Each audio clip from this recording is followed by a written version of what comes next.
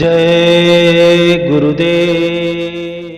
साप्ताहिक सत्संग परम पूज्य स्वामी जी महाराज और उनकी असीम अनुकंपा, जिसके बदौलत हमारा यह संस्करण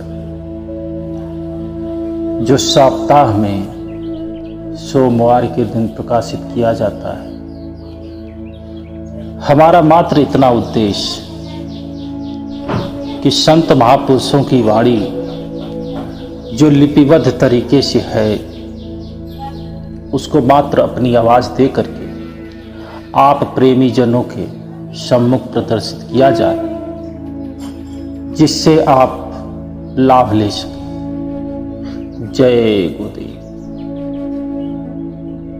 परम पूज्य स्वामी जी महाराज ने सत्संग सुनाते हुए कहा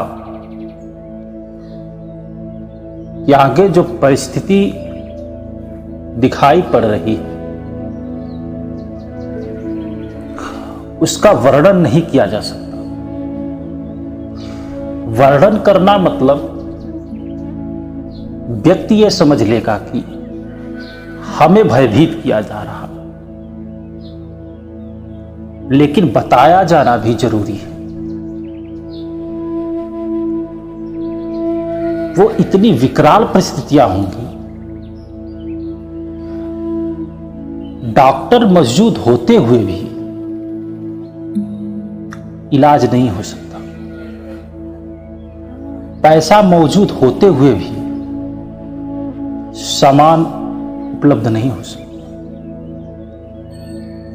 घर में अन्न मौजूद होते हुए भी भोजन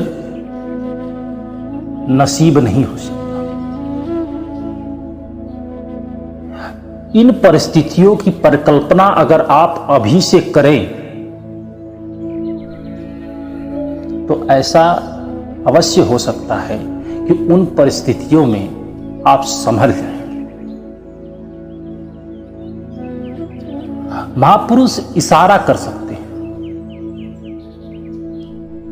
महापुरुष जो इशारा करते हैं उन इशारों में बहुत गूढ़ रहस्य हुआ करता है। जिन्होंने उस रहस्य को समझ लिया, जीवन सार्थक सही मायने में उन्हीं का हुआ। समय परिस्थिति कितनी भी विपरीत हो, यदि साधक अपने सतगुरु पर संपूर्ण भाव रखे, भरोसा रखे, तो वो हर परिस्थिति से लड़ झगड़ के उससे परे हो सकता है और अपनी संपूर्णता को प्राप्त कर सकता है। परिस्थितियां जब अनुकूल होती हैं तो बहुत बड़े से बड़े धैर्यवान, बहुत बड़े से बड़े त्यागी पुरुष डगमगा जाया करते। उनका सबसे महत्वपूर्ण कार्य एक होता है और वो स्वयं का होता है।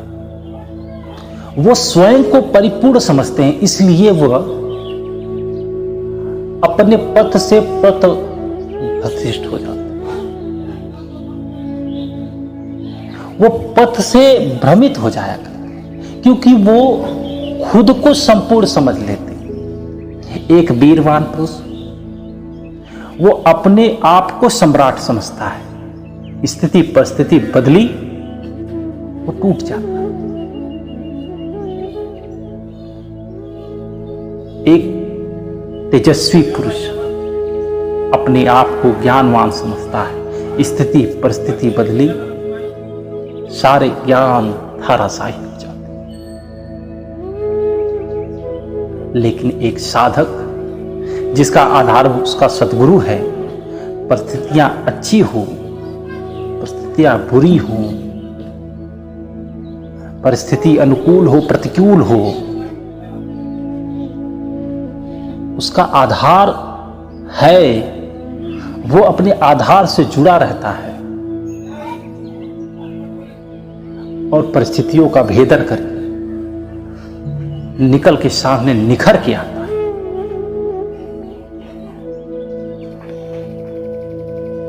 मौजूदा जो समय है, इस समय में लोगों को क्या करना चाहिए, किससे लाभ होगा,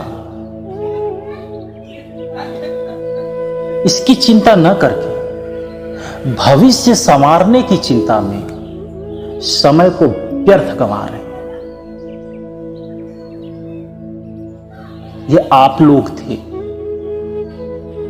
जो ये कहते थे समय नहीं है हमारे पास, भजन सुमिरन के लिए समय नहीं है। सुबह से शाम तक ऑफिस दफ्तरों में काम करते हैं, मेहनत मजदूरी करते हैं, शाम को थक जाते हैं और खाते हैं, सो जाते हैं, समय नहीं।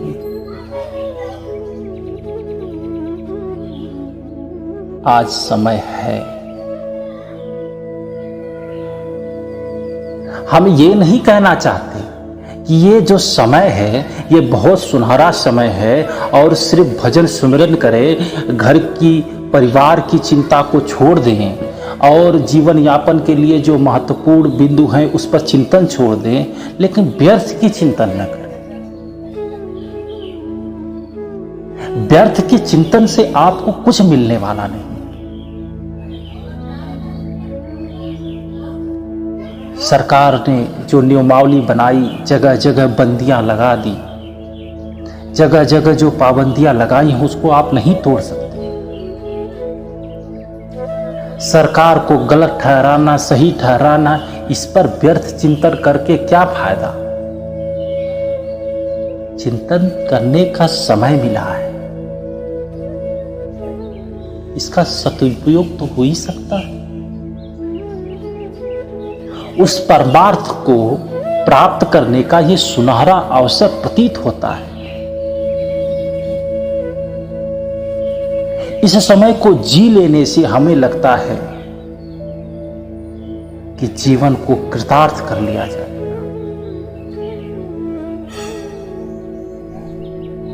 समय बुरा है, इसे सोच सोच कर हमारी परिस्थिति इतनी बुरी हो जाए जिसकी आप परिकल्पना नहीं कर सकते। समय अच्छा है यह भी नहीं कहा जा सकता। समय अच्छा हो जाए यह किया जा सकता है। संत महापुरुष के जो निकट होते हैं, संसारियों की नजर में वो काफी दुखी होते हैं। उन्हें लगता है कि यह अपने सतगुरु की सेवा में दिन रात लगा रहता है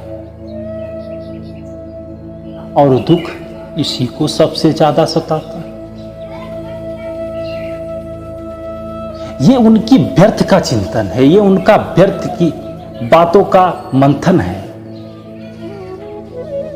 जबकि सत्यता है कि उसके कर्मों का हिसाब बहुत जल्दी जल्दी हो रहा है। जो ज्यादा कष्ट थे उसके थोड़े थोड़े टुकड़े कर करके, थोड़ा सा उसको दे करके उसको खत्म किया जा रहा है। आप ये समझे कि इस मौजूदा समय में जो हमें तकलीफें मिल रही है, हमारे सतगुरु उन बड़ी तकलीफों को छोटी तकलीफों में तब्दील करके हमारे सामने प्रस्तुत कर रहे हैं और हमें स्वीकार कर लेना चाहिए। अब अपनी सोच को बदलना चाहिए, अपने भाव में तब्दीली लानी चाहिए और परमार्थ को इतना कस के पकड़ना चाहिए कि बाकी सब छूट जाए, कोई चिंता नहीं। कुछ लोगों को भ्रम है कि जब हम परमार्थ की ओर उन्मुख होंगे तो हमारा संसार छूट जाएगा। सत्यता है कि आप एक तरफ रह सकते हैं, या आप संसार की तरफ रह सकते हैं, या परमार्थ की तरफ रह सकते हैं।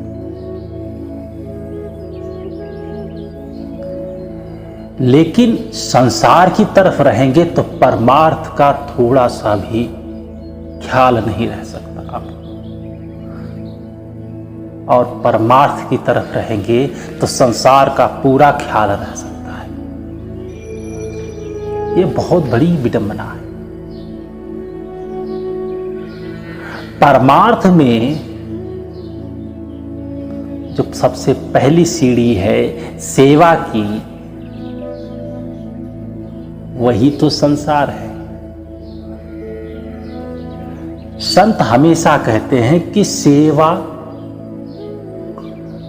करनी अति आवश्यक है। सेवा, सत्संग, सिमरन, ये 3 पहलू हैं जिनकी ये कड़ी है। इसी से परमार्थ यथार्थ में बदलता है। सेवा किसकी? सेवा सतगुरु की करना है, सेवा बाल बच्चों की करना है, सेवा समाज की करना है, सेवा राष्ट्र की करना है। जब सेवा भाव से सेवा की जाएगी, निस्वार्थ से सेवा की जाएगी, तो परमार्थ से कोई तकलीफ नहीं पा सकते आप। तो परमार्थ भी संवर सकता है और संसार भी संवर सकता है, अगर मनुष्य परमार्थ को पकड़ ले। संत कहते हैं कि दीन गरीबी अपने अंदर में धारण करनी चाहिए। जो प्रभु को पाना चाहते हैं, जो 84 में अभी आए हैं और यहां से निकलकर वे अपने घर जाना चाहते हैं, अगर वो अपने अंदर दीन गरीबी नहीं लाएंगे तो कुछ भी प्राप्त नहीं कर सकते।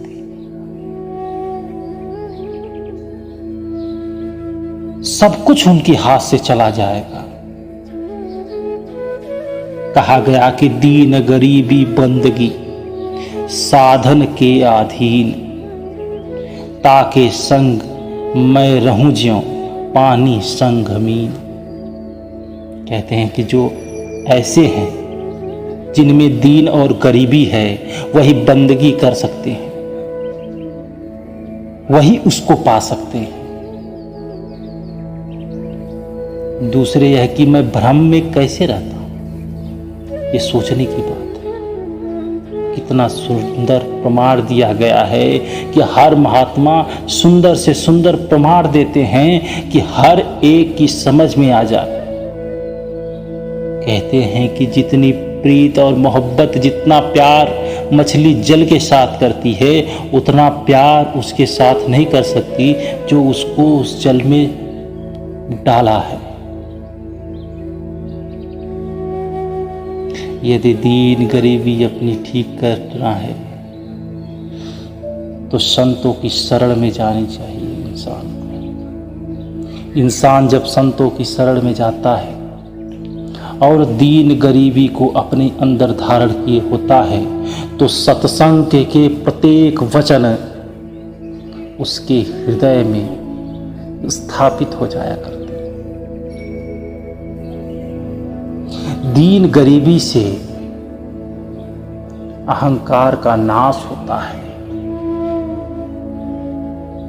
जब अहंकार नहीं रहता है तो सद्भाव आते हैं, सद्विचार आते हैं। यह परमार्थ के रास्ते के लिए बहुत जरूरी हुआ करते हैं। परमार्थ के लिए दीन बनना सबसे जरूरी कर्तव्य है मनुष्य का। जय गुरुदेव।